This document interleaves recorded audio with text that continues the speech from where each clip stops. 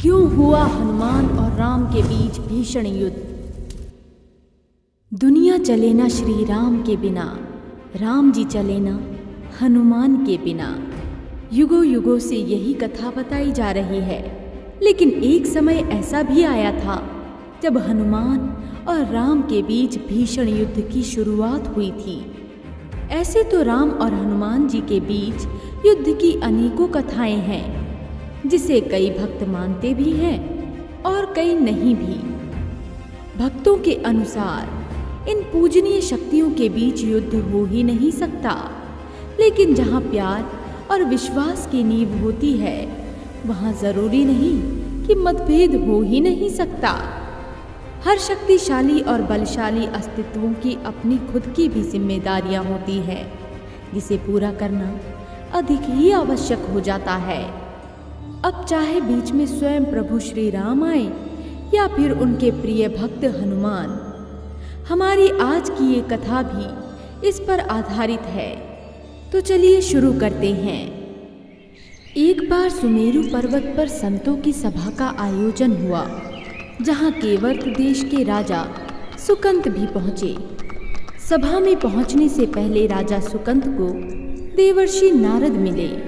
नारायण नारायण, लगता है संतों की सभा में आप भी जा रहे हैं। प्रणाम देव ऋषि जी, मैं भी वही जा रहा हूँ। बहुत ही अच्छा, परंतु ध्यान रहे कि सभी संतों को प्रणाम करने के चक्कर में आप ऋषि विश्वामित्र का भी आदर सत्कार ना कर दें। ये बात राजा सुकंत को बहुत ही अटपटी लगी, जिस पर उन्होंने इसका कारण पूछा। नारायण नारायण, देखिए आप भी एक राजा हैं और विश्वामित्र भी पहले राजा थे। वो तो संत अब हुए हैं ना, तो एक राजा दूसरे राजा को प्रणाम नहीं करता। ये बात सुनकर राजा सुकंत ने हाँ कह दिया और सभा में जाकर सभी संतों को प्रणाम किया। लेकिन ऋषि विश्वामित्र को अनदेखा कर वो आगे बढ़ गए। ये बात विश्वामित्र से सही नहीं गई और वो सीधा राम के दरबार पहुंच गए, जहां उन्होंने श्री राम को अपने अपमान की बात बताई, जिस पर श्री राम ने उनसे ऐसा करने वाले का नाम पूछा और कहा, जो मेरे गुरु के आगे नहीं झुका, उसका सिर ही मैं उसके धड़ से अलग कर दूंगा। ये मेरा प्रण है आपसे गुरु विश्वामित्र। मर्यादा पुरुषोत्तम राम कभी भी अपने वचन से पीछे नहीं हटते, जिसका अर्थ ये हुआ कि राजा सुकंत की मृत्यु निश्चित थी, जिसका बोध जल्द ही राजा सुकंत को हो गया। अपनी मृत्यु श्री राम के हाथों जानकर सुकंत बहुत ही भयभीत हो गया और सीधा नारद मुनि के पास जा पहुंचा। जिसके बाद राजा सुकंत उनसे अपनी जान की भीख मांगने लगा, जिस पर नारद ने उन्हें माता अंजनी की शरण में जाने को कहा और उनसे खुद की प्राण रक्षा का वचन मांगने की बात कही। साथ ही ये भी कहा कि इस बात की सलाह मैंने तुम्हें दी है, इसका ज्ञान किसी को भी नहीं होना चाहिए।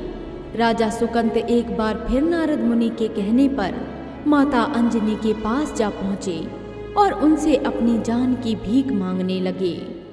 पुत्र सुकंत, तुम तनिक भी चिंता मत करो, मैं हनुमान से कहकर ऋषि विश्वामित्र से तुम्हारी जान अवश्य ही बचाऊंगी। सुकंत ये बताना भूल गया कि असल में श्री राम उसका वध करना चाहते हैं। अनजाने में माता अंजनी ने हनुमान से राजा सुकंत की प्राण रक्षा करने का वचन ले लिया। मैं श्री राम की सौगंध खाकर कहता हूँ कि मैं राजा सुकंत के प्राणों की रक्षा अवश्य करूंगा। लेकिन जब हनुमान को ये ज्ञात हुआ कि उन्हें अपने प्रभु श्री राम से युद्ध करना होगा, तो वो विचलित हो गए। परंतु अब वो प्रतिज्ञा ले चुके थे। वहीं दूसरी ओर अपने गुरु को वचन दे चुके श्री राम भी पीछे नहीं हट सकते थे। हनुमान ने श्री राम को इस युद्ध को ना करने के लिए कहा भी, परंतु हनुमान, तुम अपने वचन का पालन करो और मैं अपनी ली हुई प्रतिज्ञा को पूरा करूंगा। बात अब साफ हो चुकी थी कि एक भक्त और उसके प्रभु के बीच युद्ध होकर ही रहेगा। युद्ध के लिए हनुमान राजा सुकंत को लेकर एक पर्वत पर जा पहुंचे। जहां उन्होंने अपना विशाल रूप धारण कर राम का नाम जपना शुरू कर दिया। साथ ही राजा सुकंत को अपने पीछे रख उन्हें कीर्तन करने की सलाह दी। कुछ ही समय में राम लक्ष्मण और विश्वामित्र के साथ युद्ध स्थल पर पहुंच गए। उन्होंने एक एक कर हनुमान पर बाणों की वर्षा करनी शुरू कर दी, लेकिन राम के नाम जपने से उन पर बाणों का असर विफल होता जा रहा था। काफी देर की विफलता के बाद लक्ष्मण को गुस्सा आने लगा, जिस पर उसने खुद से ही हनुमान पर बाण का इस्तेमाल कर दिया, जो उनके हृदय में जा घुसा। लेकिन ये क्या, बाण का प्रयोग हनुमान पर हुआ और मूर्छित श्री राम भी हो गए। जब सभी ने हनुमान को जाकर देखा तो उनके हृदय में राम का वास देख सभी को ये बात समझ आ गई कि क्यों श्री राम भी हनुमान को बाण लगने से मूर्छित हो गए। कुछ ही देर में जब श्री राम को होश आया तो वो भागते भागते हनुमान के पास जा पहुंचे। हनुमान, मेरे प्रिय हनुमान, ये तुम्हें क्या हो गया? श्री राम हनुमान का सर अपनी गोद में रख कभी उनकी छाती का रक्त रोकते तो कभी उनके सर को सहलाते।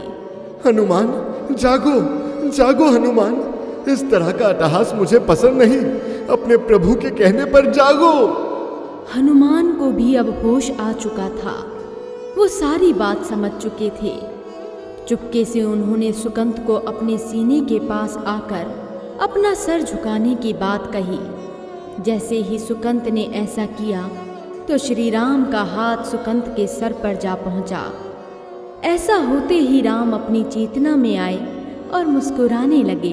प्रभु, अब तो आपने राजा सुकंत को अपना आशीर्वाद दे दिया है। क्या अब भी आप इन्हें मारना चाहते हैं? जिसे तुम अपनी शरण में ले लो, उसकी रक्षा करना मेरा भी कर्तव्य है हनुमान। हनुमान ने राजा सुकंत को ऋषि विश्वामित्र से माफी मांगने और उनका आदर सत्कार करने की सलाह दी। ऐसा करते ही विश्वामित्र ने राजा सुकंत को क्षमा कर दिया, परंतु उनसे ये भी पूछा कि राजा सुकंत ने ऐसा क्यों किया कि इतने में वहां नारद जी आ पहुंचे। नारायण नारायण, ये सब मेरा ही किया धरा है ऋषि विश्वामित्र। जिस पर विश्वामित्र ने नारद से ऐसा करने का कारण पूछा।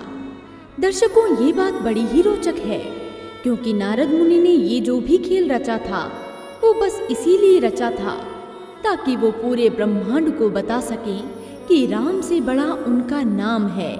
क्योंकि कुछ समय पहले एक सभा में जब राम और उनके नाम पर चर्चा चल रही थी तो कोई भी ये बात मानने को तैयार नहीं था कि राम से बड़ा उनका नाम है। बस इस बात को साबित करने के लिए नारद मुनि ने ये खेल रचा, जिससे बात साफ हो गई कि राम से बड़ा स्वयं उनका नाम है। प्रिय दर्शकों, हम उम्मीद करते हैं कि आपको हमारी आज की राम और हनुमान की ये कथा पसंद आई होगी। इस कथा पर आपका क्या विचार है, हमें नीचे कमेंट बॉक्स में बताना ना भूलें। और अगर हमारी कहानी पसंद आई हो तो इसे लाइक और शेयर ज़रूर करें, ताकि आपकी पसंद से प्रेरणा लेकर हम आपके लिए ऐसी और भी रोचक कथाएं लाते रहें। जय श्री राम, जय हनुमान।